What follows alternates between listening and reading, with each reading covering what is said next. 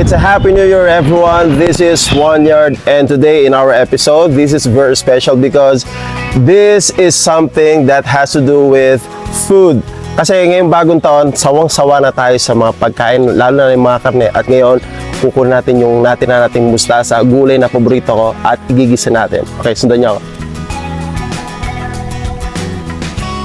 So actually, itong garden ko rito ay taniman ng mustasa at pechay. At bubunutin ko na talaga siya ngayon, ha. Ayan. Ang dami niyang naging pakinabang sa akin dahil ang dami ko na iluto rito. Grabe, ang daming puno. Kung titingnan natin tong isang puno na to. Oh, ang dami niya nang nakuha ang mga dahon-dahon kasi dinadahonan ko lang talaga siya. Siguro mga 10 dahon na yung nakuha ko rito. At papahinga na natin siya. Mag-retiro na siya. Papalitan natin ng panibago syempre. So ito mga natirang dahon na to, pwede pa rin naman siyang kainin. Kaya nga gigisa natin with ham. Ham yung sahog natin. Natira natin itong medianoche. Ayan. Dami. At the same time, nililinis ko na rin itong aking garden na papapalitan. Alright, let's do it. Let's go back.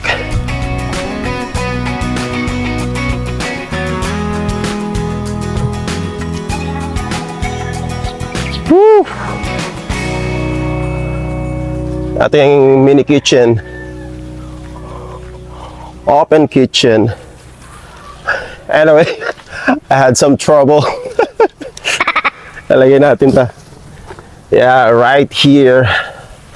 I have 2 tables here. So, ano natin gagawin? Piliin natin yung mga good na dahon. Yan. Dami nito, ah. So again, this vegetable is called mustasa. Usually ginagamit ito sa sinigang. At sinigang na baboy, yung may asim. O sa ano rin, sa manok, yung sinampalukang manok. Yun ang pinaka-best sa lutuin nito. Yan. Hello, camera woman. You can rotate it. Alright, so ang susunod natin gagawin ay ating hugasan na ang ating mustasa. Dami niya, grabe. Oh my God. Okay, let's dip this. Rinse for 2 times. Meron pa, sayang. Si One Yard, matipid yan eh. Walang nasasayang. Kaya, alright. As we rinse this, salang na natin ang ating kawali. Na ma-preheat siya. Alam nyo ba, dito sa aming probinsya, pagka ganitong apoy, yung kahoy, merong term na tinatawag na sinusulong. At alam nyo ba, ito yung pang-ihip, oh. Ayan. Para magliyab ng mahusay yung apoy, yung gatong. Ayan na siya. And then, ito na.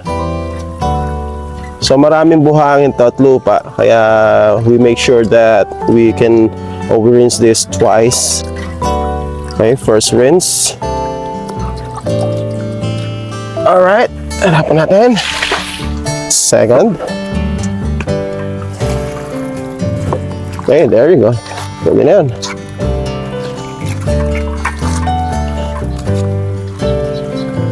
Okay, don't forget to subscribe to my channel. This video has no edit. This is spontaneous video. I just tried it.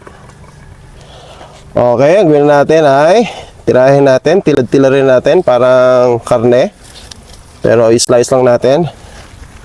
Julian or whatever. Slice siguro, slice lang.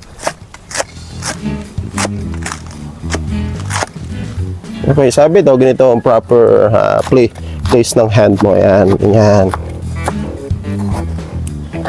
Okay, there you go. Batch 2.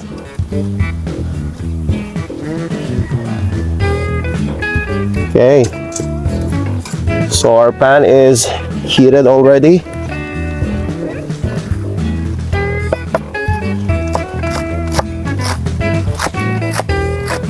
And then, ang sahog nga pala natin ay ham. Ito, nasa tabi ko lang. At may egg, syempre. Hindi mawala yung egg. Okay, let's do now the onion. Slicing of the onion. So, alam niyo ba, if you would hear the pronunciation of onion, the English teacher says it's onion. Onion, not onion. That's the way it is. Alright, we just slice half of the onion. And garlic. Okay. No edit eh. Nahulog. Alright. That's it. And then let's pour now a little amount of oil. Oh. Habang pinapainit natin yung oil, yung ham naman hihiwain natin. Alright. Let's set aside this garlic. Okay. Slice natin ng konti. Alam niyo, marami ko tanim na bawang dyan. In few months, aanin ko na siya. Saka onion. Alright, there we go. And then the ham. The ham. Pinatira ang ham namin ng bagong taon. I-slice lang tayo ng konti. Gigiliran natin dahil frozen siya, matigas. Gigiliran lang natin ng konti. Yan. Okay na yan. Then, yung slice na gagawin ko sa ham ay julienne, pahaba. Ha? Yan, yan daw ang julienne. Oh. Long strip, narrow strip of cutting the food, especially the vegetable. Nagawa to usually sa carrots. Yan. Okay, ready to go. Sabayin natin. Woo! Oh my God, I forgot my Chef sandok. Tatakbo lang ako sa kusina.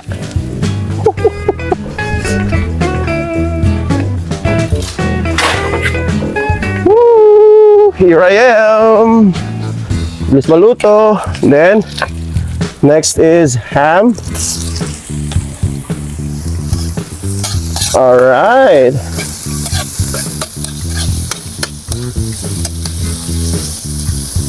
And just a little amount of patis. Nagamit tayo ng measurement. Baka magkamali tayo. Ayan, konti lang. And then, let's batter the egg. Batter. Oh, what the heck? This is boiled! Oh, come on. Okay. I thought this is uncooked. Okay, let's disregard the egg. Let's eat this instead. Pao tayo. Nasa ref lang. 30 seconds.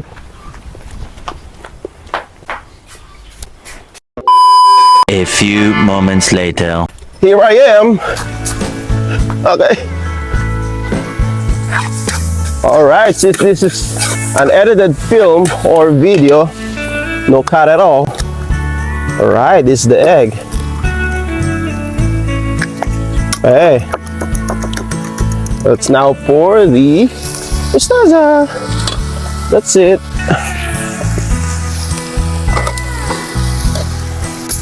Okay, close natin for 2 minutes as we do the egg. Butter the egg. Konting asin lang. Yan. Para magkalasa.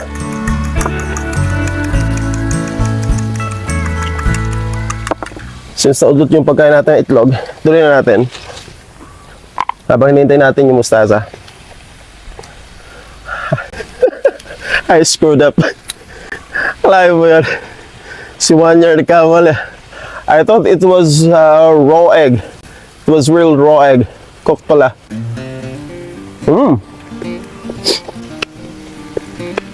And then, nalagyan natin konting vetsin. O kung tawag nila, umami.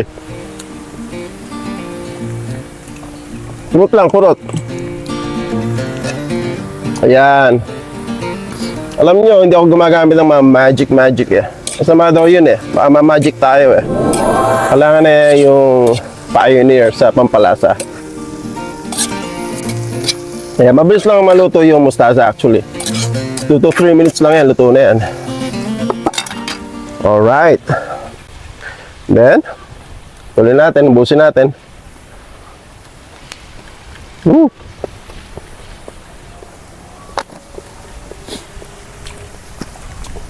Alright, my ham is well ha.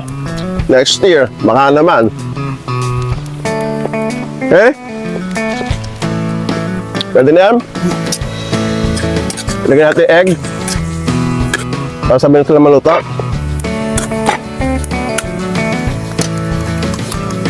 Ay, paikotang natin doon para mabilis maluto. Pa natin. At sulong natin gatong. Hindi natin lalagyan sa sabaw to ha. Ano lang siya, self-juice or extract ng mustasa leaves.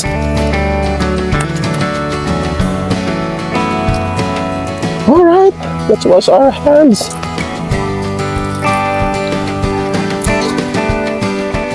Alright, so this new year, we have so much planned. So, si One Yard has lots of plans to do. We are, what they call that? So, tayo ay nahuhumaling na sa pagluluto. So my previous episodes since 2024, last year, ay nagkaroon ako ng series of episodes only on my yard. Yard episodes tungkol sa gardening, sa Bermuda grass, aking lawn, yung ganun lang. Pero ngayon, humaling tayo sa pagluluto. Still, I'm on the yard. Alright. About to cook. 30 seconds. Okay. Where is the... Okay. I'm taking a pot holder. Kasi maluluto na siya. There you go. It's now cooked. Alright. Napakasarap nito, promise. Fresh from the garden and green leafy vegetable. Yan ang gusto ko eh. Hindi ako na magkakain ng karne. Bagong taon. One of my resolutions in this new year, 2026, is to avoid eating meat. Pork, chicken, beef pwede na rin. Pero what I mean is, kailangan natin kumain more of the veggies and vegetables. Kahit walang pambili. Maglaan ng budget. Alright! It's now cooked! Okay, that's it. Balik natin itong pansabaw natin mamaya. And it's ready to eat! Alright! There you go! Alright! Let's go to the garden. That's it. Eating time.